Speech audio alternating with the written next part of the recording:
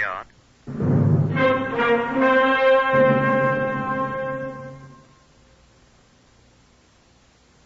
For the first time in its history, Scotland Yard opens its official files to bring you the true stories of some of its most baffling cases. These are the true stories, the plain, unvarnished facts just as they occurred, reenacted for you by an all-British cast. Only the names have for obvious reasons been changed. The broadcasts are presented with the full cooperation of Scotland Yard. Research for Whitehall-1212 comes from Percy Hoskins, chief crime reporter of the London Daily Express. The stories for radio are written and directed by Willis Cooper. Now here is the custodian of Scotland Yard's famous Black Museum, Chief Superintendent John Davidson. Good afternoon. Now here is what rejoiced under the name of a wireless set. Doesn't look a great deal like one, does it? As a matter of fact, I never did hear that this wireless set ever brought in any programs. Of course, it's true that there were no radio programs for it to bring in when it was constructed. But I never heard that it brought in any wireless messages either, although I'm told that there were plenty of them. No, I'm afraid this invention was completed with the sole intention of selling it, whether it worked or not. And it is true also that it did something. It helped start a man on his way to the hangman. You see, he was a murderer as well as an inventor. I shall ask Inspector George Wells, who knew him quite well, to tell you about him. Yes, I knew him. Tom Adamson, though, the first time I ever heard of him was when he died. I mean to say I never knew him when he was alive, and I never saw the man, but I got quite well acquainted with Tom and his habits, of course. I must agree that that's not uncommon with many of the professional acquaintances of a man in my job. They're either dead when you run across them or sometimes dead soon afterward. Tom Adamson was an innkeeper. He had the Blue Anchor at Byfleet many years ago. Tom was what might be described as a hearty man. He was a hearty eater, a hearty drinker, and a good companion. He had a wife, Nancy, who survived him for several years. Tom had a good deal of money, too, at one time, although there wasn't a great deal left when he died, and Nancy spent that in various ways. They sent me to Byfleet from Scotland Yard one night at the end of March in 1924. A chap named Harry Coombs, a newspaper man I knew in London, was sitting there when I came in. "Oh, Coombs," I said, "what are you doing here?" I heard an innkeeper had been poisoned, Inspector. Such a difference from the usual state of affairs, they thought it'd make a good story, so they sent me up. You here for the same thing? Do you think there'll be any necessity for me now you're here, old boy? Well, that's quite sporting of you, sir. But stay, do. Thank you. I'll let you see my notes. Good. Innkeeper seemed to be a good fellow by all I heard. Liked by everyone. Who poisoned him, then? I haven't found out yet. Let you know when I do, though.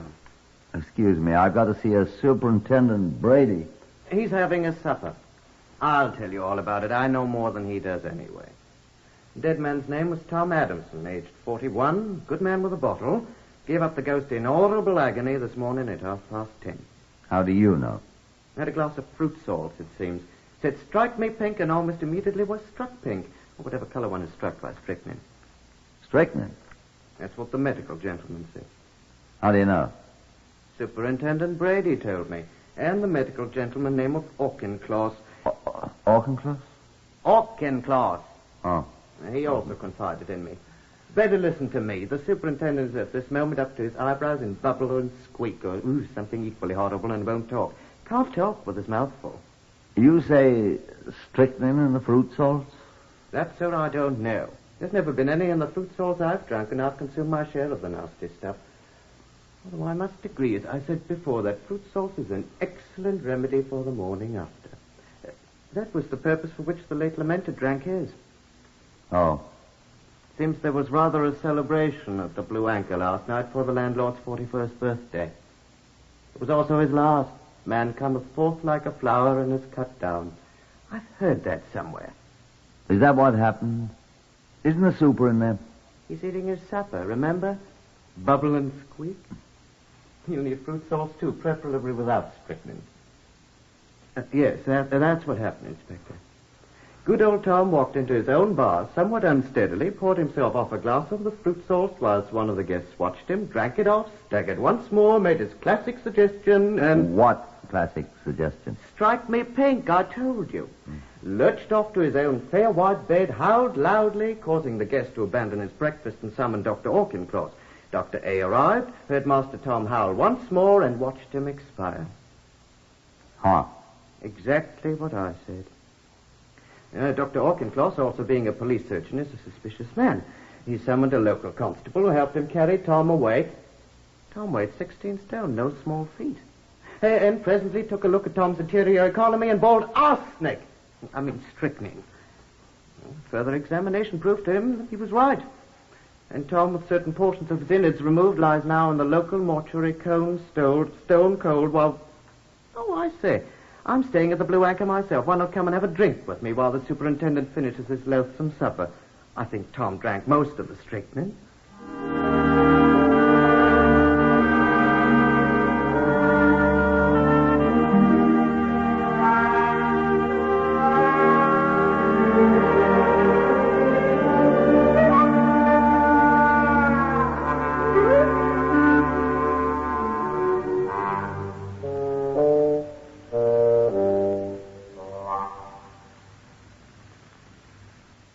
I declined Mr. Coombs' offer with some degree of alacrity. It was obvious that he had been looking on the contents of the Blue Anchor's bar without fear of either fruits or strychnine.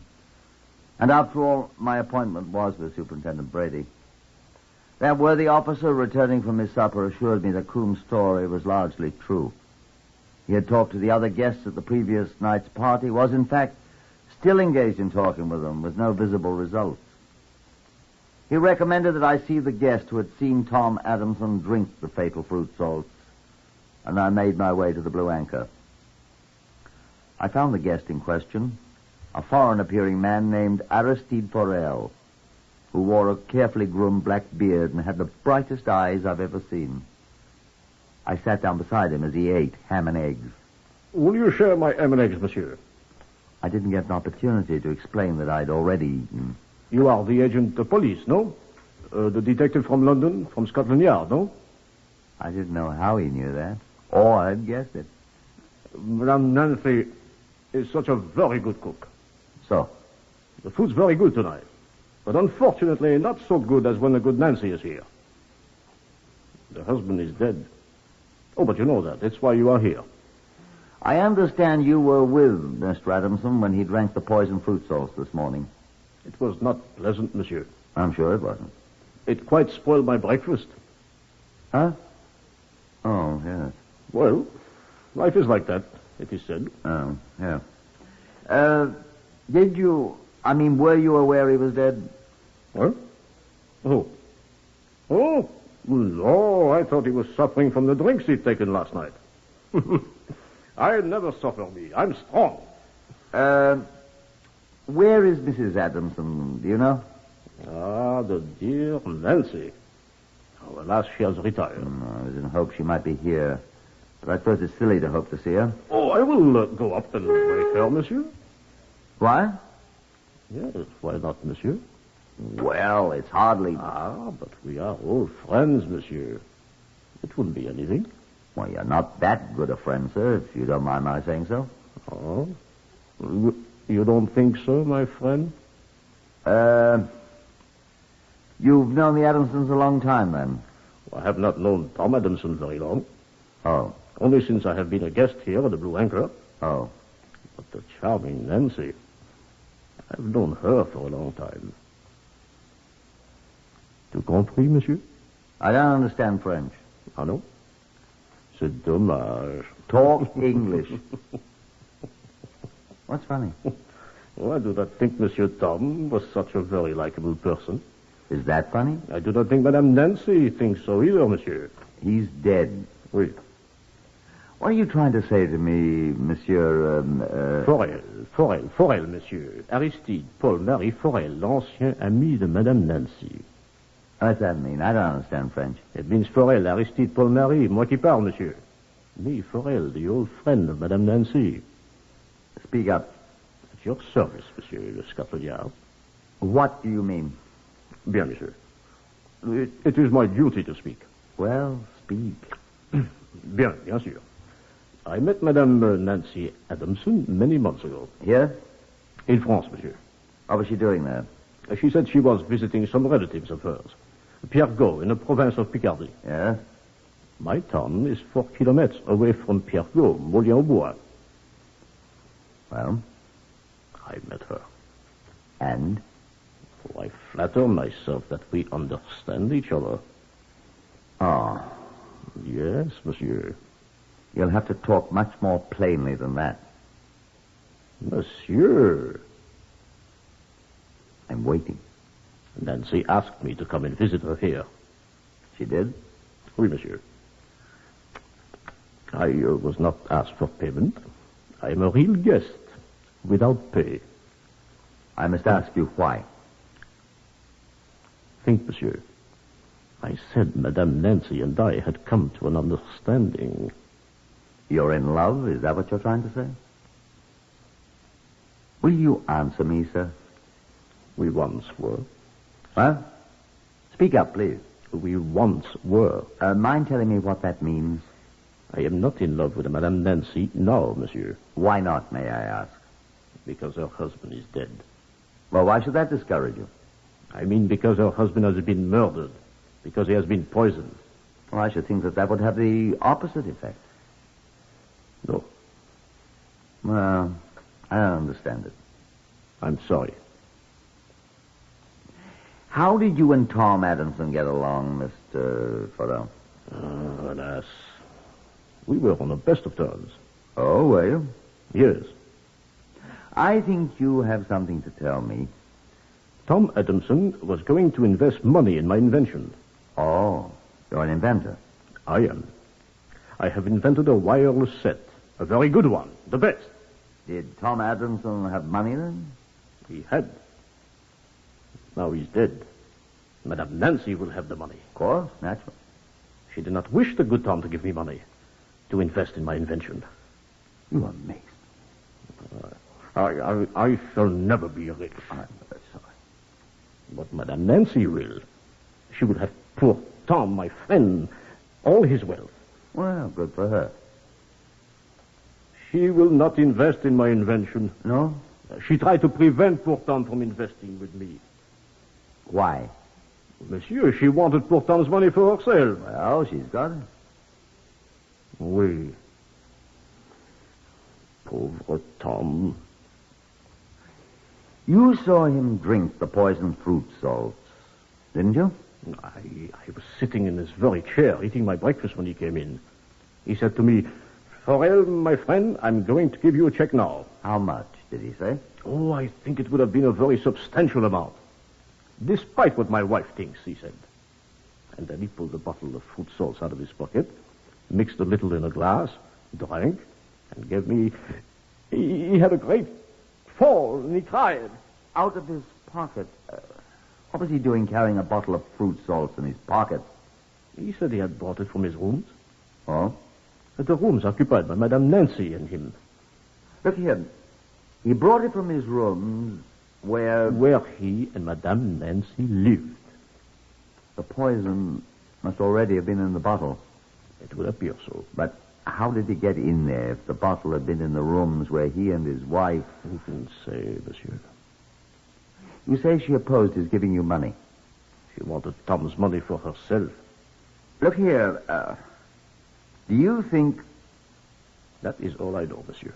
Look here, Farrell, I want to talk to you. Monsieur? Monsieur, the other detectives have told me that I must remain here in this place. I wish to ask you, as one man of the world to another, I wish to ask you a question. Go on, then. Can you help me get out of here? Why? I wish to return to France at once, monsieur. Why? I am in mortal fear for my life, monsieur.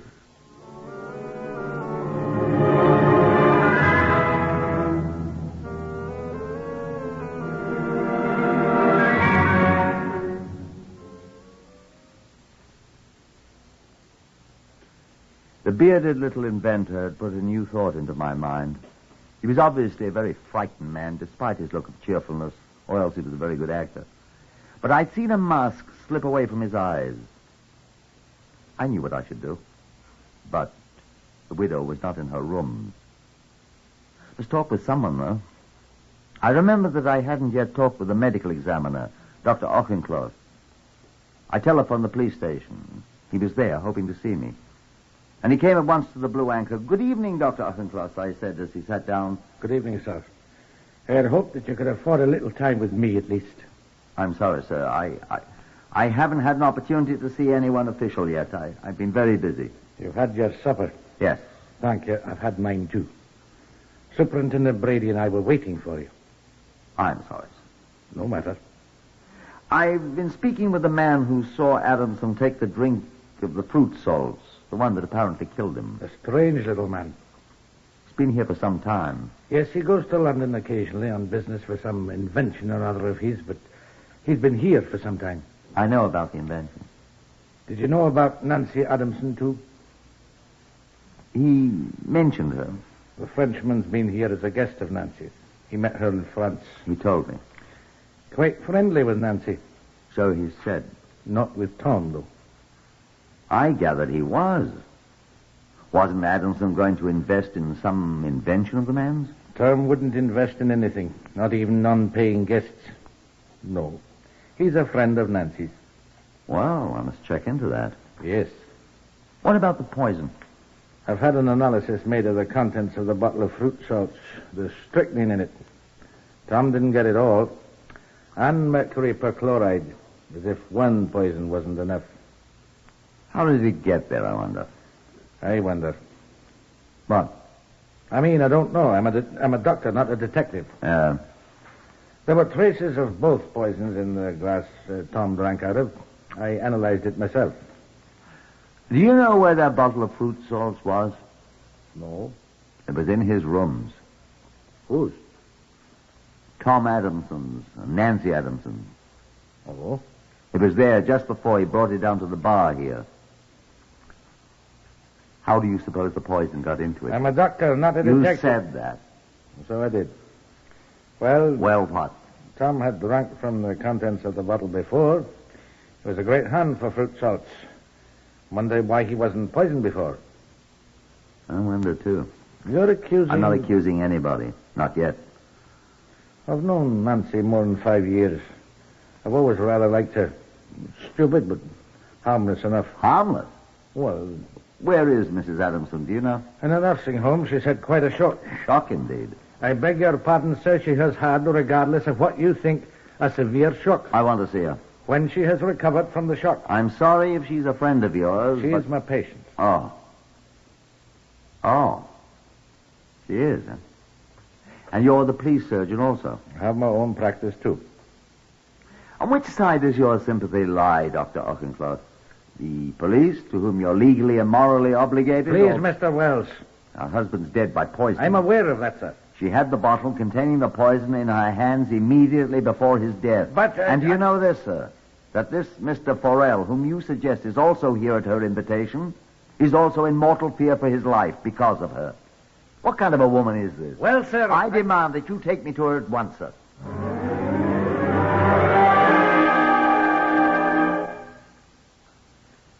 You are listening to Whitehall-1212, to another true story taken from the official files of Scotland Yard.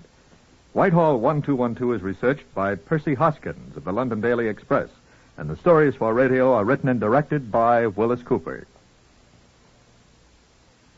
In this story, that of the case of the poisoned innkeeper of Byfleet, Inspector Wells of Scotland Yard has just demanded that he be permitted to see the woman about whom he has heard a strange story, the wife of the murdered man. The inspector speaks.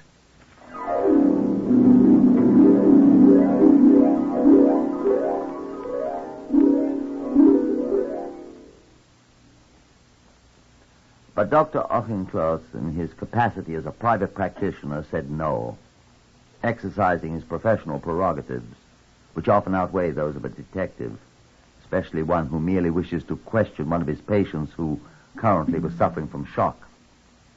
I'll say nothing about his regard for his patients, which he had mentioned.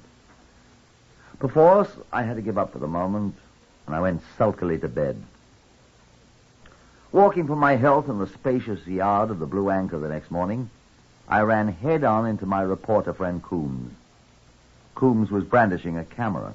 Well, Inspector. Well met, old fellow. Morning. Oh, just up. I've been up since the crack of dawn. Didn't know you were a photographer. Oh, the best, old boy. A genuine master of lens, shutter, and whatever else there is in this thing. Film, possibly. How interesting. Oh, it makes me ever so much more valuable to my devoted employers, they tell me. Stand, sir. I'll have your portrait. Thanks, I don't like being photographed. Oh, quite all right, sir. I shall not publish it. A smile, if you please. Now, look at the bird. No, I say. Quite still. There you are. I'll send you a print gratis, and if you want more, which of course you will, they can be supplied at our usual professional rate. Did you take my picture?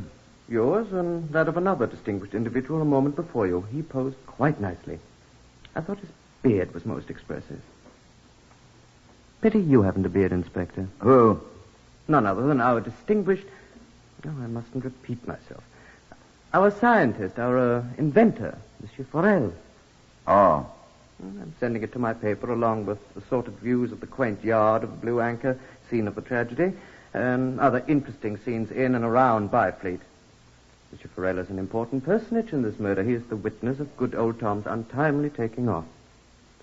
I set the fly. I saw him die with my little eye. Although it's true that Monsieur Forel resembles a beetle rather than a fly. Ah, there comes the excellent Dr. Auchincloss with a fair companion. I must photograph them. Oh, dear, there's no more film. Oh, well, another time then. Anyhow, excuse me, I must get these films off in the Morning Post. The presses are waiting. Oh, my goodness, look at the fair companion. You know her? You don't know our fair but bereaved hostess? Who is it? Huh? Oh, it's none other than the poor dead Tom's wife, the excellent Nancy. Hi, Nancy. I'll come round and see you later. I must run. And that left me alone. Mrs. Adamson came on toward me, much to my surprise. Dr. Auchincloss stopped, watched for a moment, and then went away from there. Oh, Inspector, whatever your name is. I hear you want to see me. I gawked at her. I was that surprised. I thought the woman was in a state of shock. Here she was, and if my eyes deceived me not, it was anger that animated her, not grief and shock. She stalked across the yard toward me. No wonder the doctor ran away, I thought. And I want to see you. There's a bench there. Sit you down. Yes, well, Now, now, look madam. here. What's this fella been telling you?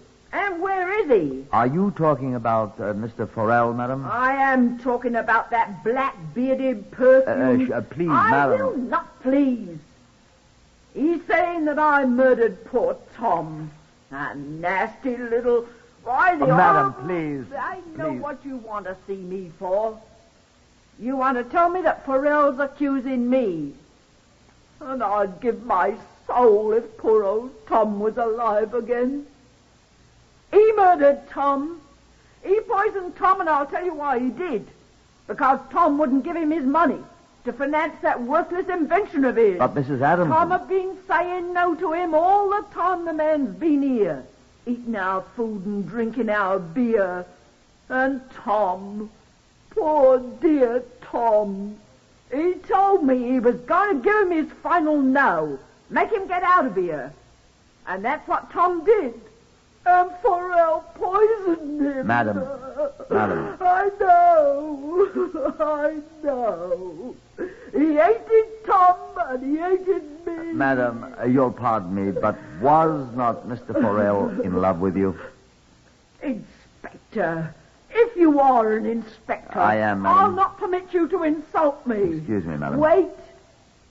Has that man told you that he's in love with me? Well, he said he was at one time. I suppose he also said that I'm in love with him, the filthy brute. He said that you invited him to come and visit you here. Oh, you may stop, Inspector. Eh? I'll do the talking now before you insult me any more. But I... Be quiet. I'll tell you the truth. I met that man in France. That's what he's... I said be quiet, sir. I met him in France and I heard about his wireless set. And he learned who I was. That my husband Poor Tom had some money. Poor Tom. Well, that's what he called it. Be quiet while I talk. Only 2 weeks after I came home, he showed up here. Didn't you invite him, madam? I did not. He came here to try to get money out of Tom, and Tom wouldn't give him none, and he stayed on, and poor Tom wanted to put him out. There he is! There he is! Stop! Who? Your Stop. husband? Stop him, someone! Wait! Who is it? Wait! It's that man Farrell! Stop! Stop him! Farrell! Stop him! Farrell, come here! Stop him! Stop him, you murderer!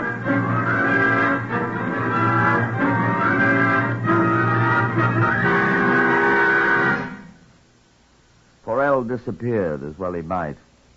Mrs. Nancy Adamson fainted and was put in bed in her own room under the expert care of Dr. Auchincloss.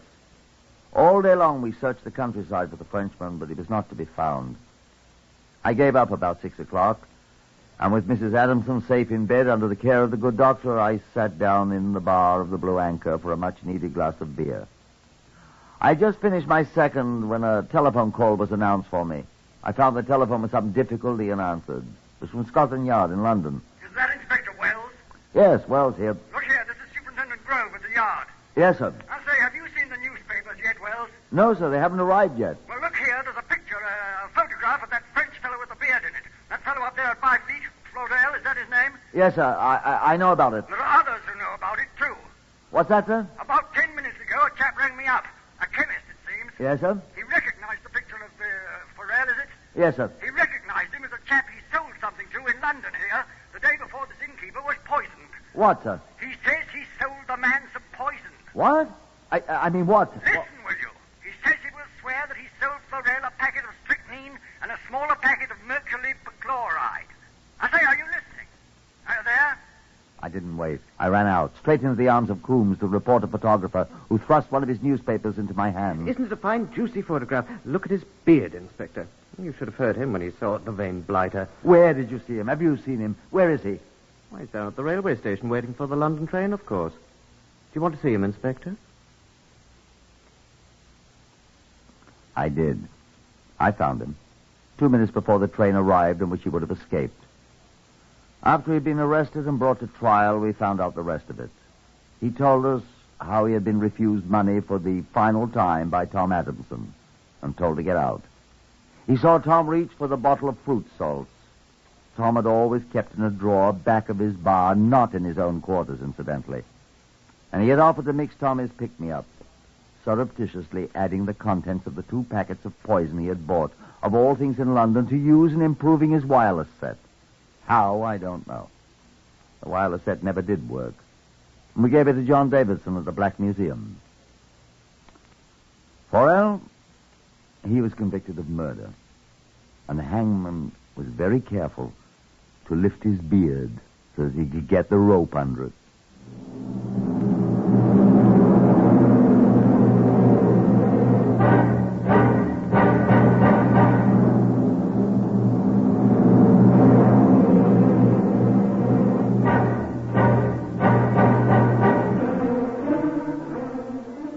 You have heard Whitehall-1212 with another true dramatization of a case from the official files of Scotland Yard.